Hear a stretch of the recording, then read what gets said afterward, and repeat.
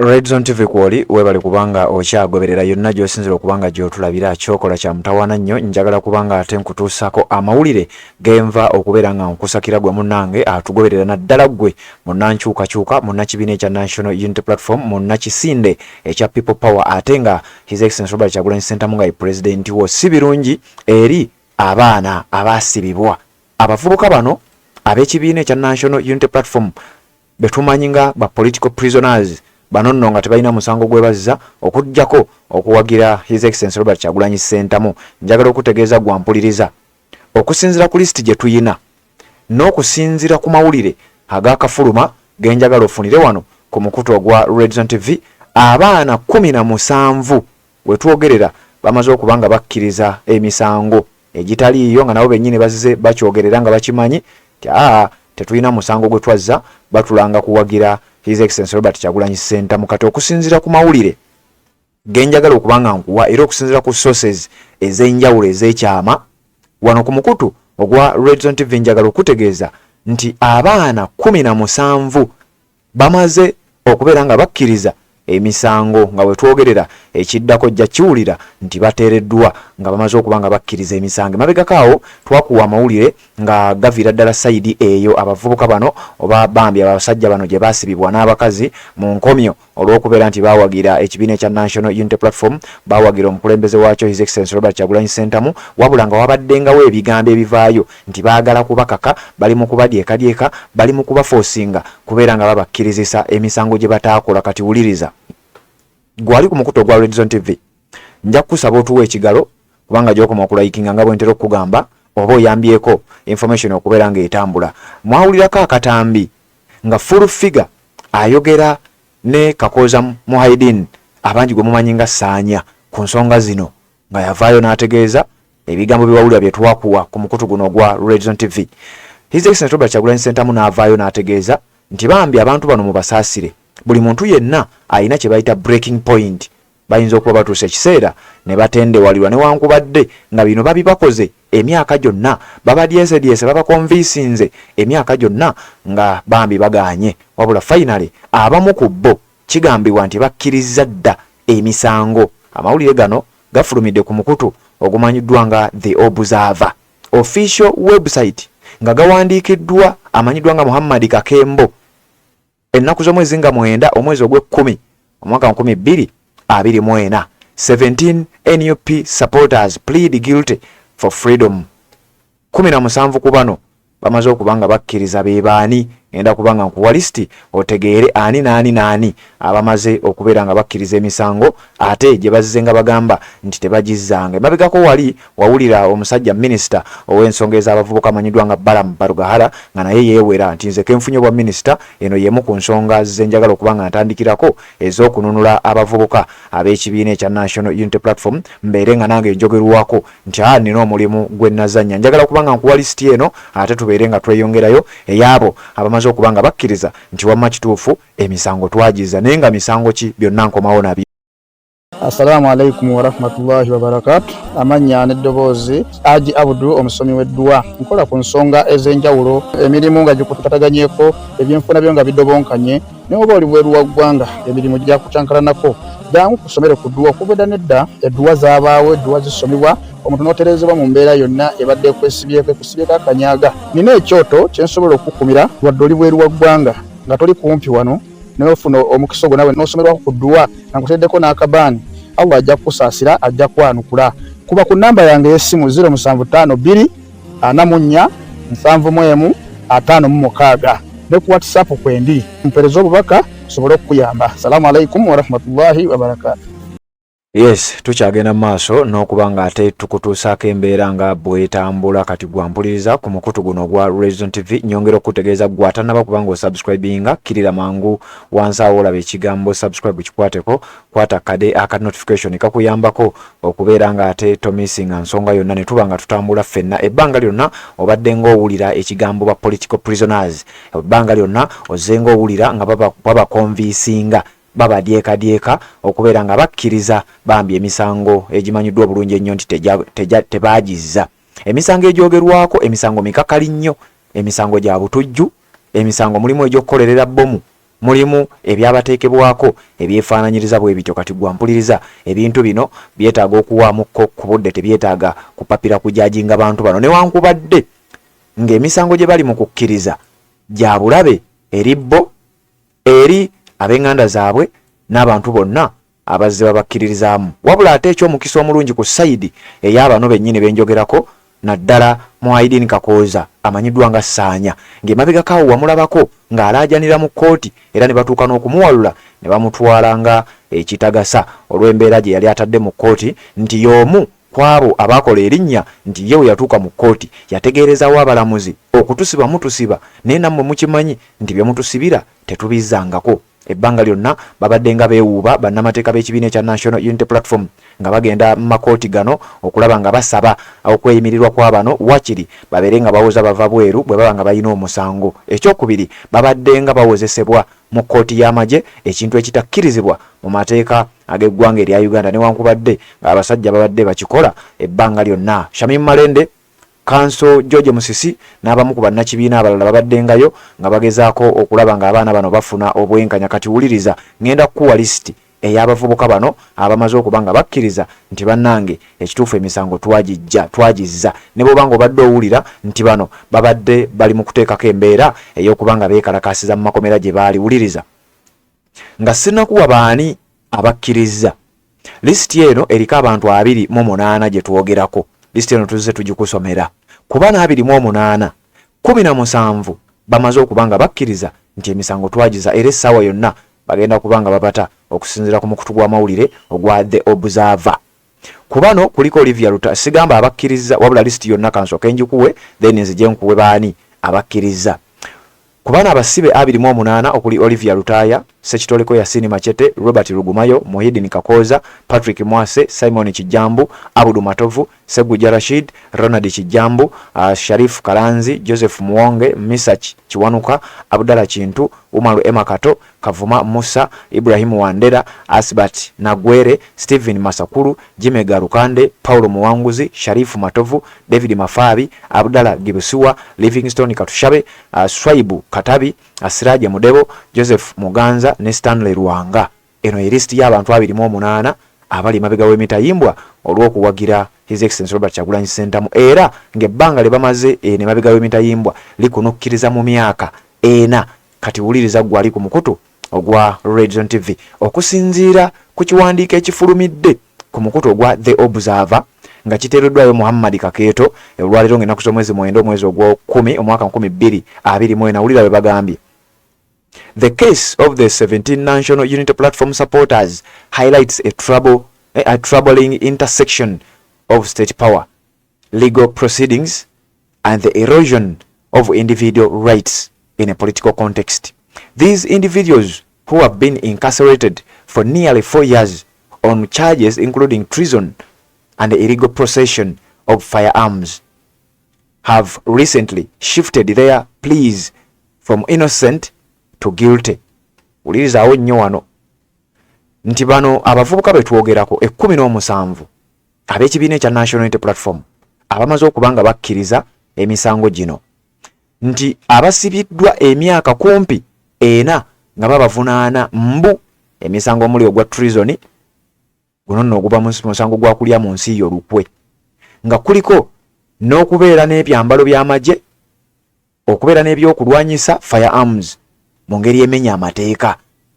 Nti ebbanga lye bamaze nga balwanagana n'ekintu kino, ebbanga lye bamaze nga bajja mu kkooti ne beekalakaasa okulisaanya. Ojjukira ebiseera ebyo ng'ategeeza abalamuzi nti nze bannange temujja kutusibira bwereere, temulina kye mutulanga, ebyo byonna muzzenga mu biraba, sijja kubeera ng'ate mbiddamu. Ngenda kukuwa ku nkomerero akatambi akalimu ebigambo bya full figure n'ebigambo bya Ssaanya nga bwozze ng'obiwulira, ate tubeere nga tutambula ku nsonga mwenna gye mumanyi obulungi ennyo. Nkugambye wuliriza, tugende mpola mbeere ng'ate nkutuusaako embeera nga bweri. Njagala nsooke nkuwa akatambi ka Ssaanya nga yeekalakaasa mu kkooti ey'amagye olunaku olumu, wabula ng'olwaleero abavubuka bano bawaliriziddwa bambi okubeera nga ate bakkiriza emisango oba oliawo gye batazza ng'ate ffenna tukimanyi bulungi nnyo. Nkyagenda maaso n'okuyitiratira mu kiwandiiko kino ekiraga nti bano bakkiriza naye kkiriza nsooke nkulaga katambi kano nga ssaanya abalambika era bino biriyo ku records nti ekyamazima abaana bano bakkiriza oluvannyuma lw'okubakaka.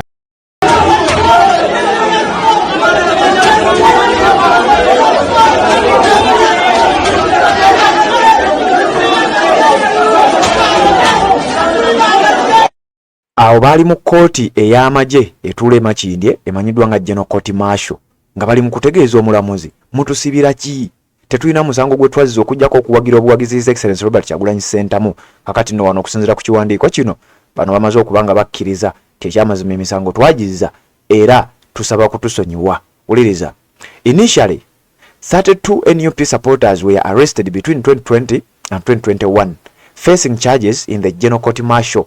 Nti mu kusooka abawagizi b'ekibiina kya National Unity Platform baali 32 baakwatibwa wakati w'emyaka 2 ne 2021 era nga baali boolekedde okubakyajinga mu kkooti y'amagye ku misango egy'enjawulo. Wuliriza, the recent plea changes among the 17 individuals can be analyzed as a response to prolonged detention and lack of substantial progress in their cases. Nti bane 17 batendewaliddwa olw'ebbanga eddene lye babasibye okubeera nti baali balowooza bajja kuvaayo mu bbanga ettono wabula abasajja babasibidde ebbanga litandise okuba nga liwanvuwa kati baagala babeere nga bakkiriza emisango gino babeere nga bambi balaba engeri gye bavaayo. Kooti ey'amagye General Court Martial nti okuwanvuya ebintu bino kandibanga kabadde kabadi okulaba nga bambi babapondoosa babamala amaanyi batuuke bakkirize nga tewali kyakkola olina kukkiriza osobola okuba nga ofuluma ku kkomerodde olabe ku bantu abeewammwe. Tugenda mpola mpola n'ekiwandiiko kino kyenjagala okuba nga nkuyitiramu paka we tunaatuuka ku nkomerero. Wuliriza, this situation has created a high pressure environment where the psychological strain of indefinite remand has led some to consider guilty plea as viable escape from the predicament. Ebbanga lye babasibye pressure ebateereddwako, ebbanga lye bamaze ng'ebintu babiwanvuya buwanvuya n'ebintu ebirala byonna byinza okuyita psychological bye batuuse ekiseera ne beekyawa ne bagamba okusobola okuva mu bino bannange leka tukkirize emisango gino. The case of 3 individuals, Joseph Muganza, Paulo Muwanguzi and Siraji Obaranyi, who were sentenced to just over 4 months, exemplifies this trend. Their decision to plead guilty was reportedly influenced by promises of lighter sentences and potential financial rehabilitation upon release. Nti kuliko abasatu okuli Joseph Muganza, Paulo Muwanguzi ne Siraji Obaranyi nti bano abaali basibiddwa emyezi 4 gyokka bayinza okubeera ekyokulabirako ku nsonga eno lw'ensonga nti okusalawo kwabwe okukkiriza emisango kwaddirira ebisuubizo bye baabawa okubakendeereza ku kibonerezo obaoliawo n'okubawaayo kasente bagende babeere nga beetereza singa baba bateereddwa. This tactic reflects a broader strategy by the state to manipulate the legal framework, compelling defendants to abandon their claims of innocence under the guise of leniency. Uliriza, nti akakodyo kano kakozesebwa oba kakozeseddwa gavumenti okumanipulatinga essiga eddamuzi, okumanipulatinga abalamuzi, oba oliawo n'okudyekadyeka bano abawawaabirwa oba bano abakwate abasibe babeere nga bakkiriza kwegamba kyebabadde baasibirako ekyokuba nti tebalina musango nga nabo bennyini bazze bakyogerera nga bakimanyi nti mutusibira lwakuwagira His Excellency Robert Kyagulanyi Ssentamu batuuke ekiseera batendewalirwe babeere nga bakivaako oluvannyuma babeere nga basobola okubata. The 3 enticed other 14 to also change their plea and the court martial is expected to give its verdict on Monday, October 14th, 2024. Nti bali abasatu betwogeddeko Paulo Muwanguzi, Joseph Muganza ne Siraji Obaranyi nti babadde babakozesa okudyekadyeka abalala bane 14 era nabo bakkirize, then kirabika nga batuuse ku buwanguzi bwabwe okubeera nga bakkiriza. Kugambe waliwo basatu abasooka okukkiriza nga kuliko Joseph Muganza, Paulo Muwanguzi ne Siraji Obaranyi. Nti bali abasatu abasooka okukkiriza ne badyekadyeka bane 14 nabo ne badyekadyeka mu bana abangi ne mubamu 14 be bakkiriza. Ngenda kukusomera lisiti ey'abaana bano abakkiriza emisango. Ogenda kugiwulira naye njagala ogende mu comment section ombuulire olowooza kiki ekigenda okuddako. Wano nga bagamba nti omulamuzi owa kkooti ey'amagye General Court Martial ennaku z'omwezi nga 14 ku lunaku olw'Emmande omwezi ogw'10/2024 agenda kuba asuubirwa okujja okuwa ensala oba omusango guno okuddamu okuwulirwa. Then bano abaana babakkiriza munaabiwulira mukutu gwa Red Zone TV. Webale kubanga okyagoberera 14 bo be baliwa. The 14 14 nga tubagase kubali abasatu kugayi waliwo abasatu abasooka okukkiriza: Joseph Muganza, Paulo Muwanguzi, Siraji Obaranyi. Bano ne badyekadyeka bannaabwe abalala 14 nabo ne basobola okukkiriza bawulirize. Kuliko Segujja Rashid, ono yakkiriza nti yazzo misango gy'obutujju n'okulya mu nsi y'olukwe. Kuliko Robert Lugumayo, ono naye yakkiriza nti nali olukwe mu nsi yange. Kuliko Abudu Matovu, ono naye yakkiriza nti nze nakola emisango gy'obutujju. Kuliko Misa Kiwanuka, ono naye yakkiriza nti ekyamazima emisango nagizza. Kuliko Mafaabi Davis Mafaabi, omutegedde oyo namukusomedde, ono naye yakkiriza nti emisango yagizza. Kuliko Wandera Ibrahim, ono naye namukusomedde, naye yakkiriza. Kuliko Lwanga Stanley, ono naye yakkiriza emisango gy'obutujju. Kuliko Kijambu Ronald. Kuliko Nagwere Asubat. Kuliko n'omulala amanyiddwa nga Livingstone Katushabe, nabo bamaze okubanga bakkiriza. Kuliko Simon Kijambu, ono yakkiriza emisango. Kuliko Stephen Masakuru ne Davis Mafaabi, bebo 14. Bwe tubagatta kubali abasatu ne bawera abantu 17 bamaze okubanga bakkiriza. Wabula gwampuliriza mu mannya gano temuli mu linnya la Olivia Lutaaya, temuliimu linnya lya Muhaidini Kakooza oba Saanya ng'abantu abasinga babadde basuubira. Tukyagenda maaso n'ekiwandiiko 14 njabba kuddira mu maaso awo nkuwene nabali abasatu abasoose okubanga bakonvinsinga bannaabwe. Naye leka tusooke tugende mu maaso n'ekiwandiiko kino. David Lewis Lubongoya, the NUP Secretary General, articulated a perspective that underscores the coercive nature of these plea bargains. He suggested that the state has made it abundantly clear that the only path to freedom for these individuals is to plead guilty. Lubongoya's comments suggest a systematic issue where the legal process is weaponized to undermine the rights of political opponents. David Lewis Lubongoya, Secretary General Bassabawandiisi w'ekibiina ekya National Unity Platform, yayogeddeko n'ategeeza nti ekyamazima era n'avumirira bino ti bannange essiga eddamuzi baleme kulikozesa nsobi kubeera nga ate gye bayitamu okubeera nga balinnyirira enfuga eya ssemateeka. Abantu bano bandibadde baleka amateeka ne galamula ate ne babeera nga balamulira na mu kkooti z'abantu ba bulijjo, kubanga si bayeekera ate nga si bannamagye bantu ba bulijjo. Bandibalese ne babeera nga babalamulira mu kkooti eziramula abantu ba bulijjo ba civilian. Era bwe yabadde ayogerako n'omukutu guno amanyiddwa nga David Lewis Lubongoya nga Secretary General w'ekibiina kino, yategeezezza nti ffenna tukimanyi era ne gavumenti ekimanyi n'abasajja abasiba abaana bano bakimanyi bulungi nnyo nti kino kye bakola kimenya mateeka. Era bali mu kudyekadyeka abaana bambi babeere nga babakkirizisa okukkiriza emisango ate nabo gye bamanyi obulungi ennyo nti tebagizzangako. Bo n'ekibiina ekya National Unity Platform bavumiridde enkola eno ey'okubeera nti kkooti ekozeseddwa okulaba nga ate bano babateeka mu mbeera eno ey'okubanyigiriza babeere nga balina kukkiriza bukkiriza emisango ensi yonna gyemanyi nti tebagizza. Nabo bennyini bazze bakyogera nti tebagizza, wabula bali mu kubakaka babeere nga babakkirizisa okukkiriza emisango gino basobole okubeera nga bateebwa. David Lewis Lubongoya, Secretary General Bassabawandiisi w'ekibiina ekya National Unity Platform, naye yayogeddeko ku nsonga eyo ng'ategeeza nti abaana baffe babakwata mu nkwata eyo ne babateekako embeera eyo basobole okubakkirizisa olwo nno oluvannyuma babakake bwe bakkiriza emisango egyo kiteekebwewo nti abakulu mu kibiina ekya NUP jjukira misango egyo nga bwe nakugamba mulimu okubakaka okugamba nti His Excellency Robert Kyagulanyi Ssentamu n'abakulu abalala mu kibiina ekya NUP be baatutumanga okukola bye twakola ebyo bye bakkiriza. Jjukira nkugambe mu bintu bye bakkiriza mulimu emisango gy'obutujju, mulimu emisango gy'okulya mu nsi y'olukwe n'ebintu ebirala ebyefaananyiriza bwe bityo. Mukutu gwa Red Zone TV tukyagenda mu maaso n'ekiwandiiko nga bwe tukutegeeza. Wuliriza. Furthermore, the psychological impact on the inmates is profound. Olivia Lutaaya, the sole female among the accused, expressed the trauma of being in limbo without knowledge of her fate. Wuliriza.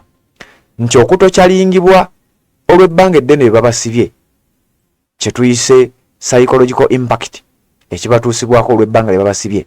Omukyala Olivia Lutaaya ye mukyala yekka ali mu bantu 428 era yayogerako eri abantu bano n'ategeeza ky'amazima kya bulabe nnyo era kitunyigiriza nnyo okubeera mu limbo, yagiyise limbo, okubeera mu mbeera eno ng'ate ekyamazima n'omusango tetwaguzza omukyala Olivia Lutaaya wabula yagaanye okukkiriza. She revealed that state representatives has approached her with offers of leniency in exchange for a guilty plea, amplifying the moral dilemma faced by many detainees. Maintain their innocence and endure the uncertainty of lengthy incarceration or concede to state pressure for the promise of earlier release. Wuliriza. Olivia Lutaaya bwe badde bamubuuza yayogedde bw'ati. Yagambye nti abasajja abakozi ba state bangi babadde nga batutuukirira ebbanga lyonna nga bagezaako tukonviisinga, bagezaako tulimbalimba, bagezaako tudyekadyeka tukkirize nti twazza emisango, era oluvannyuma lw'okukkiriza nti twazza emisango mbu basobole okututanga bukyali tuteebwe tugende tubeere nga tulya butaala n'ebisuubizo ebirala nga bwe muzze nga mbiwulira babadde nga bitugamba. Omukyala Olivia Lutaaya yayogedde statement eyo gwe gy'owuliriza gwampuliriza ku mukutu ogwa Red Zone TV. Nkugambye tugenda mpola mpola naye njagala tutuuke ku nkomerero y'eggulire lino nga buli nsonga yonna ogitegedde bulungi nnyo. Wuliriza. Moreover, Rubongo ya mentioned that the government's failure to present substantial evidence or witnesses against the accused over the 4-year period has led to coercive measures becoming the norm. Okusinziira ku David Rubongoya yategeeza nti emyaka gye basibidde abaana bano n'okugamba nti obujulizi bubabuze n'ebigambo ebirala byonna ebyekuusa ku ebyo bagezaako okunoonya abajulizi abanaajulira bababuze, banoonyeza obujulizi obulumika abaana bano bubabuze nti batandise okukozesa enkola eno okulaba nga bakozesa ekkubo lino basobole okubagonza n'okubakkirizisa. The use of remand as a tool to pressure individuals into guilty pleas reflects a disturbing trend in which the state's legal apparatus is weaponized against its critics. Nti akakodyo ak'okulimandinga abantu abatalina musango okumala ebbanga eddene naddala abawagizi b'ekibiina ekya National Unity Platform kazze kakozesebwa nti era efuuse trend okulaba nga eggwanga oba gavumenti yeeyambisa ebintu by'eggwanga apparatus ez'eggwanga okulaba nga bagezaako okusayira ensingo oba okusirisa abo ababavuganya oba abavumirira enfuga yaabwe. The situation of Olivia Lutaaya, the only woman among the accused, further underscores the emotional and the psychological strain experienced by those in similar circumstances. Embeera ya Olivia Lutaaya nga ye mukyala yekka asangibwa mbino oba yasibibwa ebbanga lino lyonna ekuleetera oba kyekyokulabirako eri abalala bonna abali mu kkomera kye bayitamu olw'okuwagira obuwagizi His Excellency Robert Kyagulanyi Ssentamu naye nga tebalina musango gwonna gwe bazza. Her struggle with the choice between pleading guilty and maintaining her innocence while remaining in limbo illustrates the personal toll of political repression. Kugambye omukyalo ono yagaana okukkiriza nti kati akali wakati w'okukkiriza nti nazza emisango bakute n'okusigala ku mazima nti nze bannange sizzanga ku misango kaleetedde abaana bano okubeera mu mbeera ey'obunkenke era nga ke kasobola okukuleetera okunnyonnyoka n'okutegeera kiki ddala abantu bano kye bayitamu ekitali kyangu yadde eddakiika n'emu. Asibidde ddala tanyweza newankubadde nga mu bbo mulimu abagamba nti nze sijja kugamba nti Kyagulanyi ye yatutuma bino tetulina musango gwe twazza, sijja kugamba nti Kyagulanyi ye yatutuma tukole emisango ate nga naffe bennyini tugimanyi nti tetwagizza. Abaana bano owuliriza obuvumu bwe balina abamu. The case of the National Unity Platform supporters serves as an illustrative case of how state mechanisms can pressure individuals into composing their rights. Omusango gw'abavubuka bano ab'ekibiina ekya National Unity Platform guyinza okukola ng'ekyokulabirako okulaga butya government bwekozesa mechanisms ez'enjawulo okuteeka abasibe ku pressure naddala bali abakwatiddwa nga bawagizi ba bibiina ebivuganya oba nga balwanirizi ba ddembe, butya bwe bakonvisingibwa, butya bwe bakakibwa, butya bwe bateekebwa ku nninga ey'okubeera nga bakkiriza ku mpaka emisango gye batazza okulaba nga bagibakkirizisa basobole okuba nga babagamba okubata. The use of coercive tactics coupled with the psychological toll of prolonged detention reveals a coercive pattern where legal proceedings are manipulated to maintain political control. Nti akakodyo kano oba akabadi kano kakozesebwa nga bayita mu kuwanvuya. Jukira omuntu we bamuteeka mu kkomera nti rimande waliwo ebbanga lyatalina kusukka era bwe guba musango gulina omumusalirwa ne balyoka bamuta, embeera neetegerekeka nti gundi bamuta bamuvunaana omusango ABC. Naye gavumenti kigambibwa nti ekozesa akakodyo kano takitiki eno ey'okubeera nga bawanvuya ekiseera ekyo kwegamba omuntu bakugonze paka bw'onakkiriza nti era akakodyo kano kandibanga ke kakozesebwa okulaba nga bafuuka b'amaanyi nnyo mu byobufuzi eby'eggwanga nga bakwata abantu ababavuganya nga babateeka mu mbeera eyo ey'okubakkirizisa oba okubabeeza mu kkomera paka we banakkiriza ti ekyamazima emisango twagizza olwo gavumenti esobole okuba nga efuna kye bayita political control. Kakati nno embeera bwetyo bweri. Njagala kuddira mu kulisiti y'abaana bano abasatu abasooka okukkiriza kuliko Joseph Muganza, Paulo Muwanguzi ne Siraje Obarayi. Bano bakkiriza emisango era mbu beeyambisibwa okukonvisinga abalala. Mu balala 28 benkugambye kuliko 14 abakkiriza nga kuliko Semuju Rashid Segujja Rashid, kuliko Robert Rogumayo, kuliko Abdu Matovu, kuliko Misa Chiwanuka, kuliko Mafabi Davis, kuliko Ibrahimu Wandera, kuliko Stanley Luanga, kuliko Ronald Kijambu, kuliko Asubat Nagwere, kuliko Livingstone Katushabe, kuliko Simon Kijambu, kuliko Stephen Masakuru ne Davis Mafabi. Abo wetwogerera nga bamaze dda okuba nga bakkiriza emisango okusinziira ku mukutu official website ey'olupapula lwamuli olumanyiddwa nga The Observer. Bamaze dda okuba nga bakkiriza emisango oba bagiza oba tebagizza oba biki oba bikoze bitya bo bakkiriza tekyamazima emisango twagiza. Naye nkugambye mu mannya ago towuliddeemu linnya lya Saanya Muhaidini Kakooza, towuliddeemu linnya lya Olivia Lutaaya, agamanya tegabaddeemu. Era waliwo omukisa ogw'okubeera nga bano bakyasigadde ku mazima bambi okubeera nga tebannakkiriza bino newankubadde ng'obutambi obuzze buwulirwa bulaga nti ate na bano bandibanga bali ku lisiti eyo ey'okubeera nga bakkiriza emisango.